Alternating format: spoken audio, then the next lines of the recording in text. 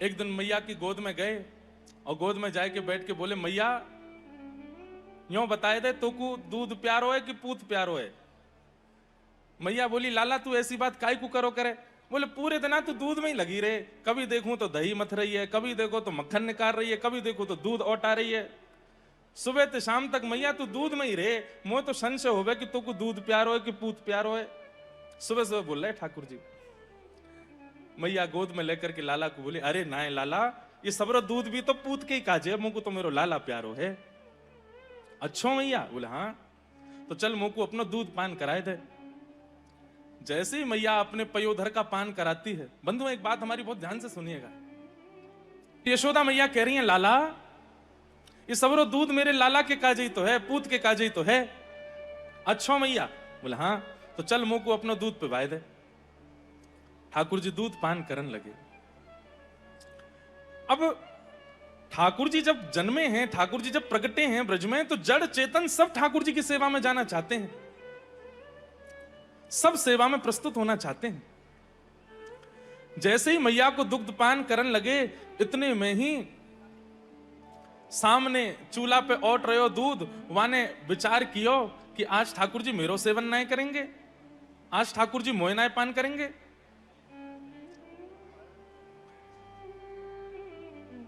आज मैया के दूध से ठाकुर जी तृप्त हो जाएंगे। तो गैया को दूध जो औट रहे हो है, अपने प्राण त्यागन लगो। तो जैसे दूध बहुत उफन के बाहर आता है, ऐसे दूध उफन के बाहर आने लगा। उसके पीछे भावना ये थी कि वो चैतन्य हो गए हैं, वहां दुग्ध की भी ये भावना रहती है। महाराज जी एक प्रसंग आता है ना कि श्रीमद वल्लभाचार्य जी के पास में एक बार 3 लोग रोते हुए आए। तो महाप्रभु जी बोले, तुम रो क्यों रहे हो? तो वे बस हाथ जोड़ करके यही बोलते रहे, हमें ठाकुर जी की सेवा से दूर मत करो, हमें ठाकुर जी की सेवा से दूर मत करो। महाप्रभु जी बोले, कौन दूर कर रहा है तुमको? तुम ऐसे रो क्यों रहे हो? बस वे यही कहते रहे, हमें ठाकुर जी की सेवा से दूर मत करो, रोते रहे। महाप्रभु जी बोले, ये सामान्य जीव नहीं है, कोई और हैं। और जब उन्होंने अपने भाव से उनको देखा तो पता लगा कि श्रीनाथ जी की रसोई में जब रसोई सिद्ध की जा रही थी, उस समय चावल का माण अलग करते समय 3 चावल के दाने नाली में बह गए। तो वे ही तीनों दाने ठाकुर जी के सेवा से वियोग के कारण मानव रूप धारण करके आए और महाप्रभु जी से बोले, हमें ठाकुर जी की सेवा से दूर मत करो। सोचिए, आप केला लेकर के गए हैं, वो जानकीनाथ मंदिर से जब तक बाहर है तब तक केला है, भीतर जैसे ही आप प्रविष्ट करते हैं तभी कोई दिव्य चेतना उसमें विराजमान हो जाती है कि हम कैसे भी जानकीनाथ जी के सामने पहुंच जाएं, उनकी दृष्टि पड़ जाए और हमारा भी उद्धार हो जाए। हमारा केला होना सफल हो जाएगा आज अगर हम ठाकुर जी के सन्मुख पहुंच गए तो। हमारा दाल होना सफल हो जाएगा, हमारा अन्न होना सफल हो जाएगा अगर हम ठाकुर जी के सन्मुख आ गए तो। अरे कहां तक कहें, ये पृथ्वी भी अन्न जल और जो कुछ भी वस्तु प्रकट करती है, आपके मेरे सेवन के लिए नहीं, ये प्रकट तो ठाकुर जी के भोग के लिए ही करती है। जब ठाकुर जी उसको भोग बना देते हैं, उसके बाद हमारा अधिकार होता है उसको सेवन करने का। व्यक्ति जब बिना ठाकुर जी को निवेदित किए कोई वस्तु सेवन करता है तो पृथ्वी को बहुत कष्ट होता है। मैंने तेरे उदर के काजे नहीं प्रकट कियो, ये तो मैंने यूं सोची तेरे घर में ठाकुर जी उनको भोग लगाएगो, लेकिन आप स्वयं पा रहे हो, उसका फिर सूक्ष्म पाप लगता है। इसलिए हर वस्तु ठाकुर जी की सेवा में उपस्थित होना चाहती है। नंद भवन में जो दूध औट रहे हो है, वाको भी यही भाव रहे, मैं कितनी भी तेज अग्नि है जाए दूध जले ना है। नंद भवन में काय को वाकई भी मन में भाव रहे कि मैं इतना ही औटूं कि श्री लाल जी को सेवन करने में सुख मिले। लेकिन आज ठाकुर जी ने जब मैया को दूध पी लियो तो दूध बोलो, अब मैं कोई और के मुख में नहीं जाऊंगा। निकर करके जैसे ही अपने प्राण त्यागन लगो, इतने में मैया ने देखी, अरे ये तो दूध निकर के सबरो बाहर जल रहा है, दूध पी रहे हैं ठाकुर जी गोद में। तो मैया ने दूध उबल तो भयो जैसे देखे तो ठाकुर जी उठा के नेक किनारे धर दे। लाला नेक रुक, अब ही आऊं। ठाकुर जी बोले, कहां गई मैया? देखी तो दूध संभालवे गई है। ठाकुर जी खड़े होके बोले, अब ही मैंने पूछी कि दूध प्यारो की पूत, और फिर पूत को गोद में लेके दूध के पास चली गई है। मैया रुक जा, जे दूध तो बहुत ज्यादा प्यारो में, या दूध ही देखूंगा आज। और श्री ठाकुर जी बाहर ते गए, इतना एक छोटा सा एक पत्थर जैसा लेके आए और जो मैया मटकी बिलो रही वही में दे मारो। बोले, सबको दूर कर दूंगा जो मोह मेरी मैया ते दूर करे। इसके पीछे भावना क्या है? आपके घर के ठाकुर जी आपके लिए आए हैं, लेकिन आप केवल उनको अपनी मनोकामना पूर्ति के लिए पूछते हैं, और जैसे ही कोई कार्य आता है, जैसे कोई और विशिष्ट दिखता है उसकी ओर अग्रसित हो जाते हैं, तो ठाकुर जी को बहुत पीड़ा होती है। बोले अच्छा, मैं सब कछु छोड़ छाड़ के तेरे काजे आया और तू फिर भी दूसरे इनको प्रमुखता दे रहा है।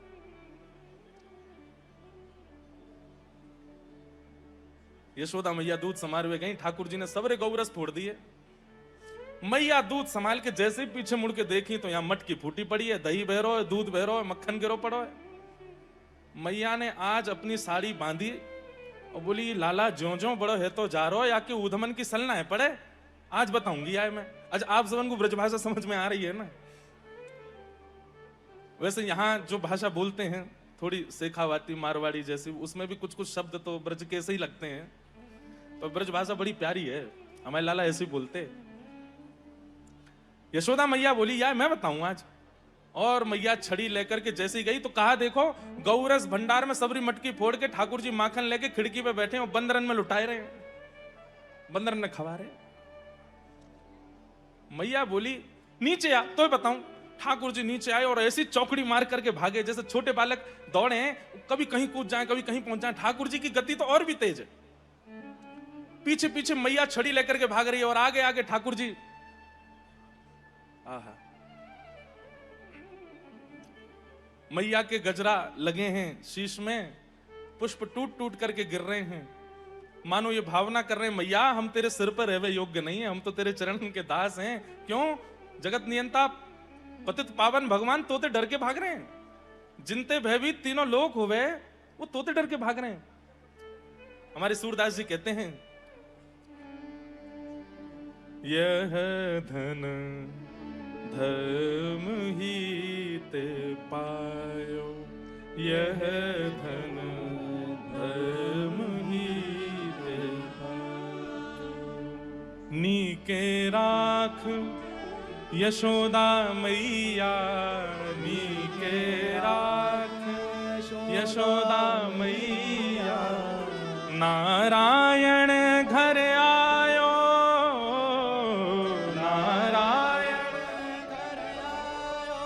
जो धन परो क्षीर सागर में, जो धन परो क्षीर सागर में, वेदहु पार ना पायो मैया, वेदहु पार ना पायो, धर्म ही ते पायो, यह धन धर्म ही ते।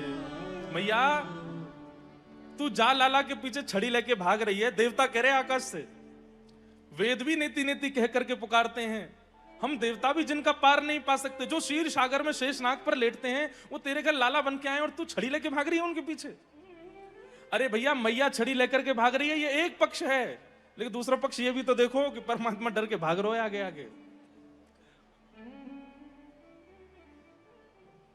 ये ब्रजवासी की सामर्थ्य है। लाला आज भी डर जाए कभी कभी ब्रजवासी थे, कोई और मत डराइयो कभी, लेकिन ब्रजवासी कभी कछु कह दे ना महाराज जी, कई लोग जामे बिहारी जी दर्शन करवे और बहुत भीड़ होवे, कहीं तो कोहनी पड़ रही है, कहीं तो घूसा पड़ रहे हैं, कहीं तो धक्का पड़ रहे हैं, तो पहले तो ब्रजवासी आगे पीछे वाले ने गाली दें, अरे भारते आए गए, इतनी भीड़ जमाए कर दी है पूरे वृंदावन में, तिल रखवी की जगह नहीं बची है, और जन कहां कहां आए गए। और जैसे ही बिहारी जी के सामने पहुंचेंगे ना, वाह शाबाश है बंसी वारे, हम बे ऊपर बैठो है चांदी के सिंहासन पे, और यहाँ हम ब्रजवासी की जगत कर रखी है। लेके आए 101 रुपया चढ़ावे को, 100 वापस धर लेंगे, बोले एक ही दूंगा, ले बैठो रे राजी बैठो रे ऐसे ही, और वो भी कहीं गुल्लक मिला चढ़ा दे, यही फेंक दे। ये ब्रजवासी है भैया। श्री स्वामी हरदास जी की परंपरा का एक ग्रंथ दिया था लाला ने, तो वहां में एक महाराज जी एक बहुत सुंदर कथा सुनी कि एक दिन महाप्रभु जगन्नाथ जी बड़े आनंद में, पुजारी जी ने कपाट खोला तो आज ठाकुर जी के अधर अलग ही चमक रहे हैं। तो पुजारी जी ने जाकर के महाप्रभु जगन्नाथ जी को प्रणाम किया, बोले जय जय, आज बड़े प्रसन्न लग रहे हो। इतने में ही ठाकुर जी अपनी ब्रह्म वेदी पर ऐसे झूमन लगे। तो पुजारी जी बोले अरे आज इतने आनंद में क्यों है नाथ?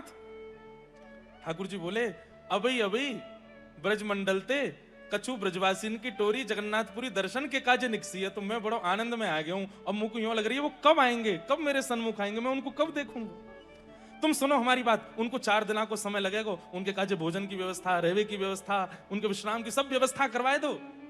महाप्रभु जगन्नाथ जी प्रसन्न होते हैं जब कोई ब्रजवासी आता है तो। भैया एक बात सुनिएगा, कितने भी बड़े बन जाइए, बड़ी पदवी पर होने के बाद भी अगर किसी के प्रति संकोच या भय तो नहीं कहेंगे, हल्का संकोच रखते हैं ना, असली प्रेम आपका उसी से है जिससे आप संकोच रखते हैं। ठाकुर जी बहुत संकोच करते हैं।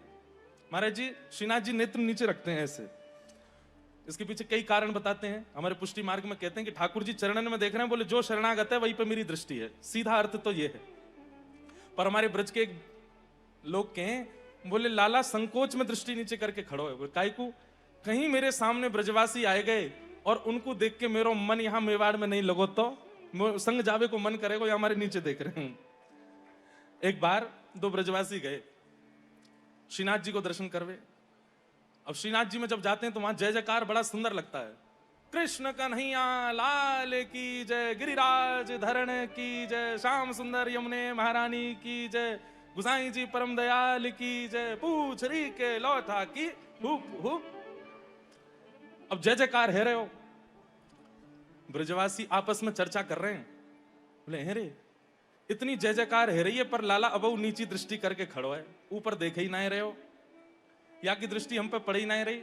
तो ब्रजवासी मन में सोचे, बोले सबरी जय जयकार कर दें पर वो तो करी ना जाते जो खुश हो। बोले कौन सी?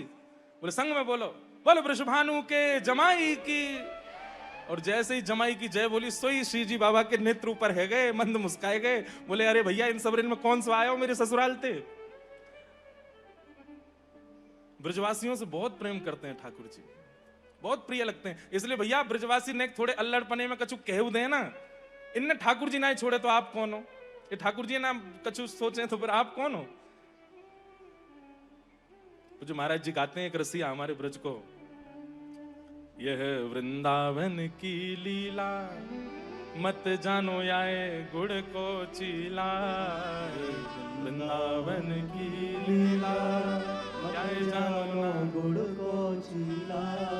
या में ऋषि मुनि गए हार, जपे जा राधे राधे। या में ऋषि मुनि गए हार, जपे जा राधे राधे। ओ वृंदावन धाम अपार, जपे जा राधे राधे।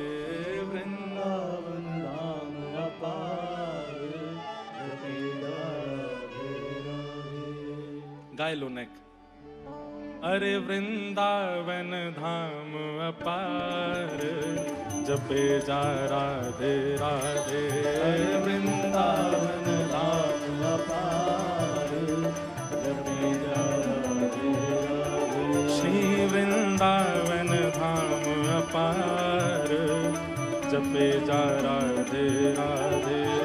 वृंदावन धाम अपार, जपे जा राधे राधे। जपे जा राधे राधे, रटे जा राधे राधे।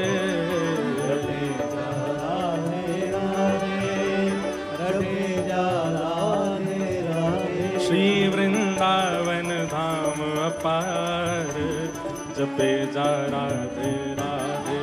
श्री वृंदावन धाम अपार, जपे जा राधे। और जो राधा नाम न हो तो रसराज विचारो रो तो।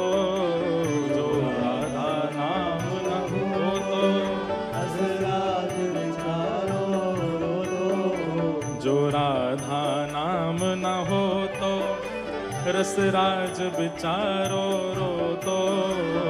राधा नाम न हो तो रसराज विचारो रो तो। ओ नहीं होत कृष्ण अवतार, रटे जा राधे राधे। नहीं होत कृष्ण अवतार, जपे जा राधे। हे श्री वृंदावन धाम अपार, रटे जा राधे राधे। वृंदावन धाम अपार, जपे जा राधे राधे। ओ जो राधा राधा गावे, वो प्रेम पदार्थ पावे। राधा राधा गावे, वो प्रेम पदार्थ पावे। जो राधा राधा पदार्थ पावे, राधा गावे सोई प्रेम पदार्थ पावे। अरे वाको है जाए बेड़ा पार, रटे जा राधे राधे, वाको है जाए बेड़ा पार, रटे जा राधे राधे। श्री वृंदावन धाम अपार, रटे जा राधे राधे। वृंदावन धाम अपार, जपे जा राधे राधे। राधा वृषभानु दुलारी, श्री कृष्ण चंद्र की प्यारी, श्री वृषभानु दुलारी, श्री कृष्ण चंद्र की प्यारी। ओ राधा वृषभानु दुलारी, श्री कृष्ण चंद्र की प्यारी। श्री कृष्ण चंद्र की प्यारी। ओ वह कीरत की राज दुलारी, वह कीरत राजकुमारी, जपे जा राधे राधे। ओ कीरत राज दुलारी, जपे जा राधे राधे। श्री वृंदावन धाम अपार, रटे जा राधे राधे।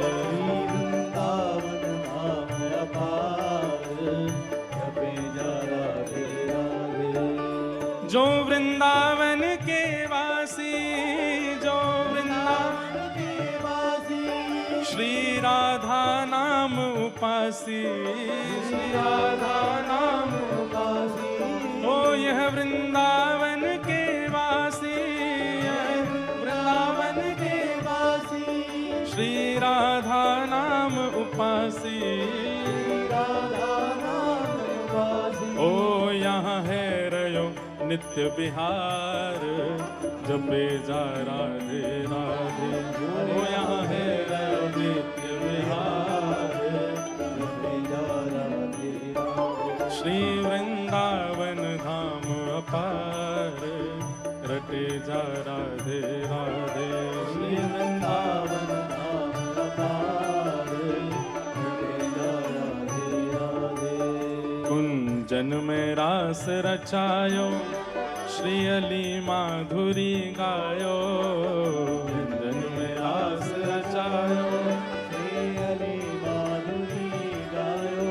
कुंजन में रास रचायो, श्री अली माधुरी गायो।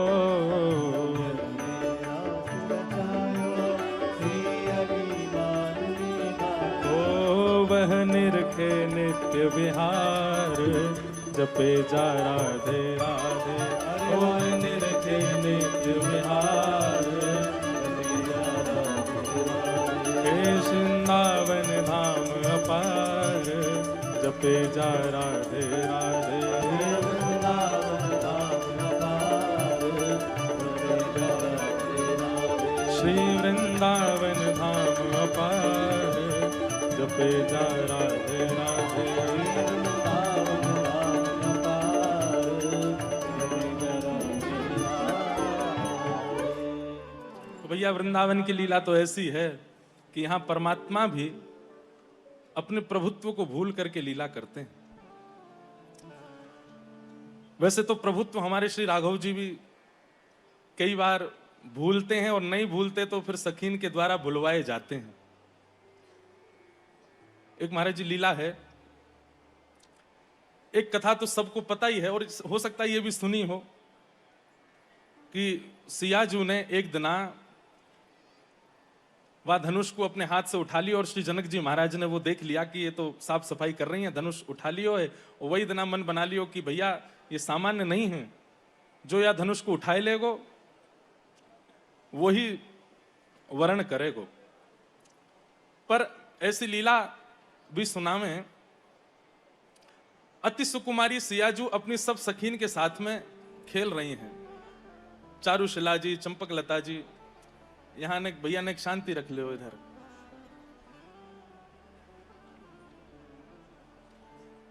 सिया जी सब अपनी सखीन के साथ में खेल रही हैं, और वही समय चंद्रकला जी, चारुशला जी, लक्ष्मणा जी, सुभगा जी सब सिया जी के पीछे भाग रही हैं, छुआ छाई जो जामे स्पर्श करें ऐसा कोई खेल खेल रही हैं। तो सिया जी खेलते खेलते खेलते धनुष के पास पहुंची और वही के चारों तरफ घूमने लगी। तभी श्री सियाजू की चुनरी की एक छोड़ धनुष के किनारे में अटक गई, जैसे कभी चुनरी कहीं इर्ज जाए, अटक जाए।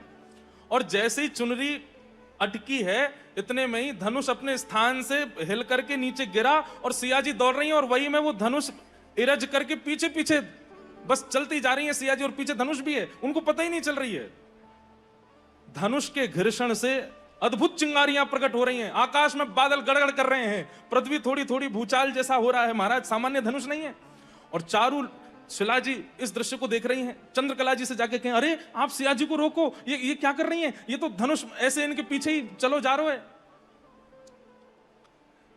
चंद्रकला जी बार बार कह रही हैं सियाजू सावधान, सियाजू सावधान। तो सीता जी को लगी है हमको छूना चाह रही हैं या हमारे सावधान सावधान बोल रही, तो और तेज दौड़ी। अब धनुष महाराज कभी तो कहीं पत्थर में लगे, कभी कहीं करे, पूरे वन में घूमिया ही धनुष पीछे ही लटको भयो है। अब आप विचार कीजिए हमारी सियाजू को कैसो प्रताप है, उनको कैसो बल है, लेकिन कितनी कोमलांगी है। इतने में ही चंद्रकला जी युक्ति बना करके सिया जी के सामने आई, दोनों भुजा आगे करके बोली नेक रुको। बोले नहीं तुम मुझको छुओगे नहीं, छूनो नहीं, पीछे देखो। तो जैसे ही सीता जी ने पीछे देखो तो धनुष जिस स्थान पर रखा वहां से लेके जहां तक सीता जी आई उतने मार्ग में दरार पड़ गई और धनुष से अद्भुत चिंगारियां प्रकट हो रही थी। सीता जी देख करके घबरा गई। इतने में चंद्रकला जी, चारुशला जी सब आई। बोले आपको पता ही नहीं चली? बोले ना मुझको ना पता चली। सबन ने प्रणाम कियो, जय हो हे जनक नंदिनी, कैसा अद्भुत प्रताप है आपको। अब हमारी तो इतनी सामर्थ्य नहीं कि हम उठा के यह धर दें, कम से कम उठा के वहां व्यवस्थित तो कर दो। तो सीता जी एक हाथ से उठा में लेकर के गई, वहीं जाके व्यवस्थित किया। देखे तो जगह जगह से वो धनुष अब इतना तेज सिया जी घूमी है उसको लेके कि जगह जगह से कहीं से थोड़ा खंडित सा भी हो गया, कहीं से उसमें कुछ निकल भी गए हैं। प्रेम रामायण में ऐसी कथा सुना मैं। चंद्रकला जी बोली सिया जी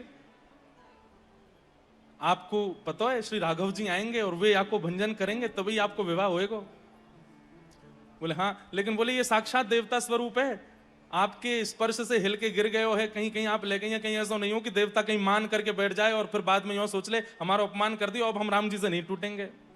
सिया जी तो बड़ी संकोच में, अगर ऐसा नहीं होना चाहिए बोले तो फिर रोज पूजा करियो या की। रोज सिया जी जाती हैं, पूजा करती हैं, प्रार्थना करती हैं, हे देवता आप बुरा मत मान जाइयो, मैंने जानबूझ के नहीं कियो, बस राघव जी जब आए तब टूट जाइयो।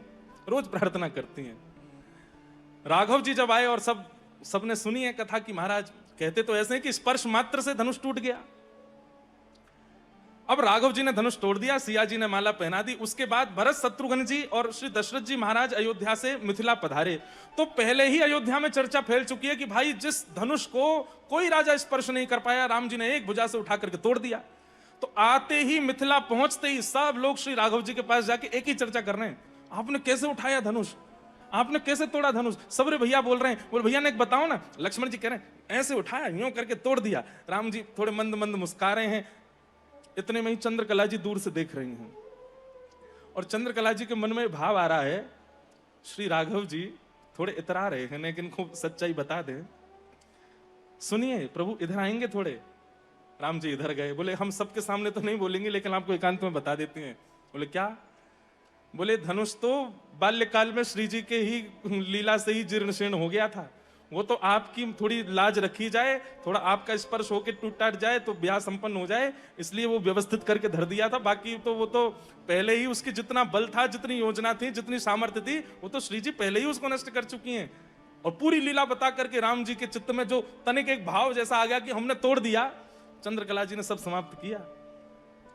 बल्कि इसके बाद राघव जी की दृष्टि में सियाजू के प्रति और प्रेम हो गया। वो जितनी कोमल हैं, वो जितनी सरल हैं, वो जितनी सहज हैं, पर भीतर उतनी ही योग्यताओं से परिपूर्ण हैं। और उसका परिणाम यह हुआ कि जब दीपावली का अवसर आया, सब लोग लक्ष्मी पूजा कर रहे थे, राघव जी नहीं कर रहे हैं। राघव जी बैठे हैं। इतने में सखी ने जाके पूछी, सब भैया भी बैठे हैं, सब पिताजी माताजी सब लोग लक्ष्मी पूजन कर रहे हैं, राघव जी आप नहीं करेंगे? बोले नहीं हम बैठे ना, दूर बैठ के दर्शन कर रहे हैं। बोले नहीं नहीं आप भी आगे चलें, आप ज्येष्ठ पुत्र हैं, आप पिताजी के बगल में बैठे। तो ठाकुर जी सखीन से विनोद भाव में कहें, हम तो अपनी महालक्ष्मी का पूजन करेंगे, ये सब करके चले जाएं, बाकी बाद महालक्ष्मी को पूजन करेंगे। बोले महालक्ष्मी कौन? बोले जिनके बारे में आप बता रही थी, जिनकी चुनरी के एक भाग से धनुष इर्ज करके पूरे नगर में भ्रमण कर आई, वो तो हमारी महालक्ष्मी तो वही है ना, उन्हीं की कृपा से हमने धनुष तोड़ा है, तो हम तो उन्हीं की पूजा करेंगे, सीता जी की। और श्री राघव जी चंद्रकला सखी से कहते हैं आप व्यवस्था करो। क्या? बोले सहस्त्र पुष्प हमको अर्चन में करने, आप सहस्त्र पुष्पों की व्यवस्था करो और कहीं बाहर से मत मंगवाना, नहीं तो लोग बाग पूछेंगे कहाँ जा रहे हैं, 1000 पुष्प, तो सबको पता चलेगी तो कहीं सब लोग विनोद ना करने लगे, इसलिए आप किसी को बताना नहीं, और 1000 पुष्प हमारे कक्ष में भिजवा दो, हम महालक्ष्मी श्री जानकी जी हमारी महालक्ष्मी है, गृह लक्ष्मी, उनकी पूजा करेंगे। चंद्रकला जी ने सारी व्यवस्था कर दी, और व्यवस्था के बाद राम जी से बोली, बोले पूजा के लिए पंडित जी तो चाहिए, वो कहां से बुलाएं? बोले कि बाहर के पंडित जी मत बुलाना, नहीं तो विनोद करेंगे। राम जी बड़े संकोची हैं। चंद्रकला जी से बोले आप ही हमारी ब्राह्मणी बन जाओ, आज तो आप ही करवा दो। तो पांडित्य पूरा श्री चंद्रकला जी कर रही हैं, सब व्यवस्थित कर रही हैं, सारे नैवेद्य लगा रही हैं, पुष्प अक्षत चंदन आदि जो भी सेवा में प्रस्तुत होने, आसन तैयार किया है, पूरे कक्ष को सजाया है, और श्री राघव जी अपने हाथ से ही सारे पुष्प आदि सब सजा रहे हैं, दिए जला रहे हैं। सीता जी सब कार्यों से निवृत्त होकर जैसे ही कक्ष में आई, कक्ष में आकर के देखा तो यहाँ तो अद्भुत था, और श्री राघव जी हाथ जोड़ करके बैठे, बोले विराजी। सिया जी आकर बोली ये सब क्या कर रहे हैं? बोले कि आज दीपोत्सव है, आज सब अपने घर में लक्ष्मी पूजन करते हैं, हम अपनी गृह लक्ष्मी की पूजा करेंगे, आप विराजो। सीता जी तो बड़ी व्याकुल हो गई, बोले आप ऐसे कैसे कर सकते हैं, हम नित्य आपको प्रणाम करते हैं, आप हमें करेंगे, हमें उचित नहीं लगता। बोले देखिए आप पतिव्रता नारी हैं, तो पति की इच्छा की पूर्ति करना भी एक पत्नी का कर्तव्य होता है, हमारी इच्छा है कि आप विराजो। और श्री सिया जी बड़े संकोच में हैं, लेकिन चंद्रकला जी और सब सखियां बहुत सहज कर देती हैं, और तब श्री जानकी जी आसन पर विराजमान होती हैं, और श्री राघव जी श्री जानकी जी का पूजन करते हैं, पूजन करके अर्चन करते हैं, सहस्त्रार्चन करते हैं। योग्यताएं तो सब में होती हैं, पर हम संसारी जीव अपनी योग्यताओं को बहुत जल्दी प्रकट कर देते हैं, प्रस्तुत कर देते हैं। और प्रेमी व्यक्ति कैसा होता है, वो अत्यंत योग्य होते हुए भी अपने गुण को छुपा के रखता है, उसको अतिशीघ्र प्रस्तुत नहीं करता।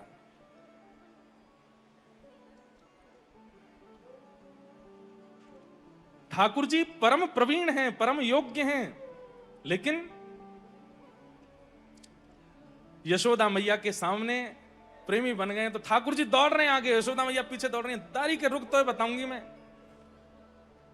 थोड़ी देर बाद जब मैया हांफन लगी, थक गई, एक वृक्ष के पीछे जाके मैया जैसे ही रुक गई, वहां थक करके जोर जोर से हांफन लगी, तो दूर एक वृक्ष के पीछे जाके ठाकुर जी देख रहे हैं मैया को, और वहीं से कह रहे हैं मैया कहां भयो। मतलब ठाकुर जी को भय भी लग रहा है और चिंता भी हो रही है मैया की, मैया तू को कहां भयो, तू काहे को रुक गई। मैया बोली लाला मैं बहुत हार गई हूं, दौड़ दौड़ के मेरी सांस उखड़ गई है, और मुंह पे तो अब चलो ही नहीं जा रहा।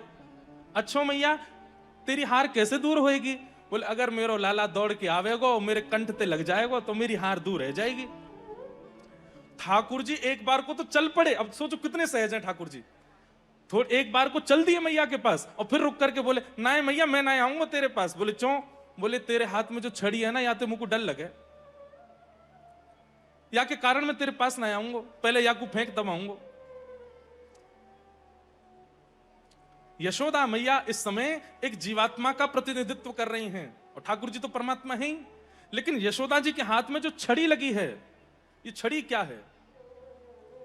चाहे इसे अभिमान कहो, चाहे इसे काम कहो, चाहे इसे क्रोध कहो, चाहे इसे लोभ कहो, ये जितने भी अवगुण संसार में हम आप सबके चित्त में प्रकट होते हैं, ये सब वही छड़ी हैं जिन छड़ी से ठाकुर जी दूर भागते हैं। ठाकुर जी आना तो चाहते हैं, लेकिन थोड़े समीप आते आते फिर रुक जाते हैं, और फिर हमारे अंतस्थ में इस छड़ी को जब देखते हैं कि इसके चित्त में अभिमान है, क्रोध है, लोभ है, ईर्ष्या है, द्वेष है, अभिनिवेश है, ठाकुर जी फिर रुक जाते हैं। और तब ठाकुर जी कथाओं के माध्यम से, आचार्यों की वाणी से आपको संकेत दिलवाते हैं कि मुझको ये छड़ी प्रिय नहीं है, पहले इसको छोड़ो। और जैसे ही आचार्यों की वाणी सुनकर के आप अपने उस अवगुण का त्याग करते हैं, तो आपको नहीं जाना पड़ता, ठाकुर जी दौड़ के आते हैं। जैसे ही मैया ने छड़ी दूर फेंकी, ठाकुर जी दौड़ करके गए और मैया के अंक से जाकर के लिपट गए। क्या ठाकुर जी को नहीं पता कि मैया गुस्सा में मुझे पकड़ लेगी? ठाकुर जी जानते हैं, लेकिन ठाकुर जी संकेत दे रहे हैं, एक बार अपने अवगुण का त्याग कर दो, हम आएंगे दौड़ के। ठाकुर जी दौड़ करके गए, मैया के अंक से लग गए। थोड़ी देर तो मैया ने अंक में रखे, लेकिन थोड़ी देर बाद मैया बोली, लाला ऊधमी है गो तो को आज मैं दंड दूंगी। और मैया लाला को पकड़ करके ले गई और एक ऊखल से बांध दियो। बंद भी नहीं पा रहे हैं ठाकुर जी, बार बार रस्सी छोटी पड़ रही है, लेकिन स्वयं ही कृपा करके मैया के मुखमंडल को देख करके ठाकुर जी के मन में भाव आयो, मैया इतना श्रम कर रही है, मैं बंद जाऊं।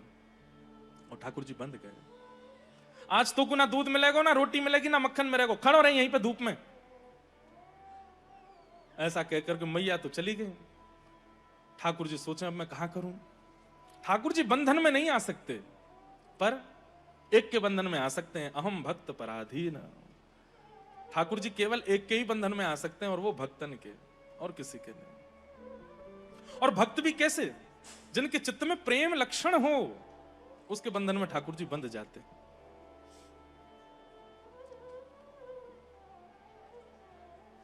गोपाल भट्ट गोस्वामी जी श्री राधा रमण लाल जी को वृंदावन में विराजमान कर गए। ठाकुर जी आज भी उसी परिपाटी से अपनी सेवा करा रहे हैं।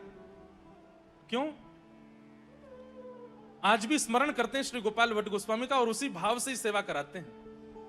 श्री गोविंद देव जी आज भी रूप गोस्वामी के भाव से अपनी सेवा कराते हैं।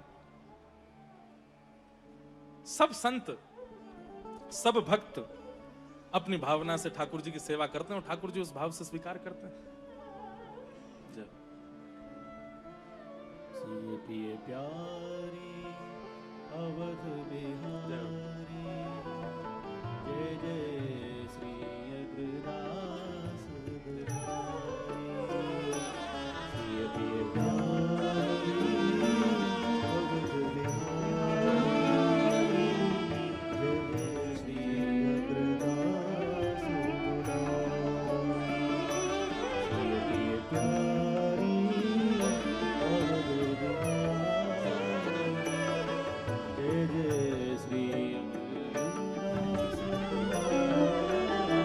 जय श्री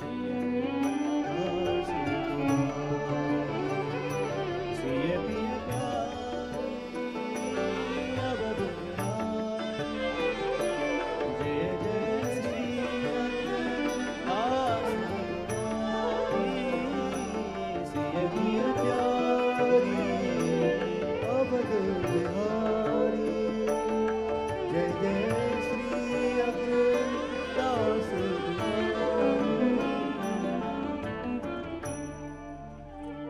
बोलो वृंदावन बिहारी लाल की।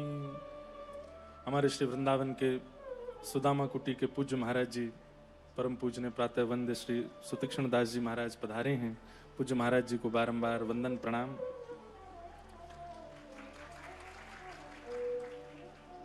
क्या निवेदन कर रहे थे हम? हाँ, ठाकुर जी बंद गए। थोड़े थोड़े खिसक के आगे निकले तो दो वृक्ष खड़े थे। जैसे ही दोनों का स्पर्श किया, टूट करके गिर पड़े, और उनमें से कुबेर के पुत्र नलकुवर और मणिग्रीव प्रकट हुए। दोनों ने भगवान की स्तुति गाई। वाणी गुणानुकथने श्रवणौ कथायाम, हस्तौ च कर्म सुमनस्तव पादयोर्नः, स्मृत्यां शिरस्तव निवास जगत् प्रणामे, दृष्टि सतां दर्शनेस्तु भवत्तनूनाम्। ठाकुर जी की स्तुति गाई, और स्तुति गा करके कहा, हे नाथ, हम पर कृपा करें कि हम सर्वांगीण इंद्रियों से आपका भजन किया करें। और उसमें एक भाव कहा, दृष्टि सताम दर्शनेस्तु भवत्तनूनाम। ठाकुर जी के तनु कौन है? ठाकुर जी के बालक कौन है? ठाकुर जी के संतान कौन है? ये सब आचार्य चरण, ये सब संत चरण, ये सब महत्पुरुष, ये सब ठाकुर जी के ही तनु हैं। इनके दर्शन की प्रार्थना करते हैं कि हे नाथ, आपका दर्शन संभवतः सुलभ न भी हो पाए तो कम से कम आपके महत्पुरुषों का दर्शन हमको प्राप्त होता रहे, संत जनों का दर्शन हमको प्राप्त होता रहे। भगवान ने दोनों के ऊपर कृपा की, दोनों वहां से प्रस्थान कर गए। तभी जोर की आवाज हुई पेड़ गिरने की। तब नहीं हुई जब गिरे, जब चले गए तब हुई। ब्रजवासी दौड़ करके आए तो देखा ठाकुर जी उखल में बंधे हुए हैं। यशोदा मैया ने आके तुरंत लाला की रस्सी खोली, अरे मेरो लाला ये कैसे गिर गए इतने बड़े पेड़। तब भी एक ब्रजवासी बालक आके मैया को बोला, मैया मैं बताऊं? बोला हाँ। वो तेरे लाला ने स्पर्श किया जो पेड़ दोनों गिर गए, और तब आवाज ना है भाई, और यहाँ में तो दो मुकुट वाले देवता प्रकट भये, और वो हमारे लाला के चरणों में दंडवत प्रणाम कर रहे हैं मैया। मैया बोली, तू वही है ना जो कछु साल पहले मुझको यूं कह रहा हो कि लाला ने पाम लंबो किया और बैलगाड़ी गिर दी। मैं था चोरा बोला, हाँ मैया वो हूं। तो वही बोले, तो भूल गो मैंने कहा दियो बात है ना, उल्टी सीधी बात न बनावे। नेक्स्ट सो मेरो लाला इतने बड़े पेड़ ने गिर देखो। अरे मैया मैं सांची कह रहा हूं, मैंने अपनी आंखन ते देखो। यशोदा मैया हृदय से लगा ले लाला है, और नंद बाबा टिके, अब हम यहां आए रहेंगे, अब तो चलो यहां थे। तभी नंद बाबा के भैया ने आकर के बताई, एक सुंदर वन है जाको नाम है वृंदावन, वहां चल। और सब ब्रजवासीन के सहित श्री ठाकुर जी अब वृंदावन को प्रस्थान कर रहे हैं। आहा, श्री वृंदावन के लिए वृंदावनम संप्रविश्य सर्वकाल सुखावहम। ठाकुर जी को वृंदावन अति प्रिय लगता है, हर प्रकार से ठाकुर जी को सुख प्रदान करने वाला है श्री वृंदावन। इसलिए ठाकुर जी इतने प्रसन्न हैं जब से नंद यशोदा लेकर के निकले हैं वृंदावन की ओर। क्यों? क्योंकि वृंदावन स्वयं किशोरी जी के हृदय से प्रकट है। वृंदावन की रचना ब्रह्मा ने नहीं की है, वृंदावन की रचना विश्वकर्मा ने नहीं की है, वृंदावन की रचना तो हमारी श्याम सुंदरा श्री किशोरी जी ने की है, लाडली जी ने की है। इसलिए गाते हैं हम, श्यामा हृदय कमल सो प्रगट्यो, श्यामा हृदय कमल सो प्रगट्यो, श्याम हृदय कुभाई, वृंदावन प्यारो वृंदावन, वृंदावन प्यारो वृंदावन। किशोरी जी के हृदय से प्रकट है और ठाकुर जी को भा रहा है, इसलिए ठाकुर जी को अति प्रिय है। क्योंकि वृंदावन की संरचना श्री किशोरी जी ने की है, स्वयं अपने हस्त कमलों से वृंदावन को प्रकट किया है। वृंदावन में विराजमान एक एक कण किशोरी जी की कृपा से है। यत्र प्रविष्टो सकलोपि जंतु आनंद सच्चित घनताम उपैति। वर्णन करते हैं कि एक छोटा कीट भी अगर वृंदावन में प्रवेश करता है तो वो भी सच्चिदानंद परमात्मा का स्वरूप है।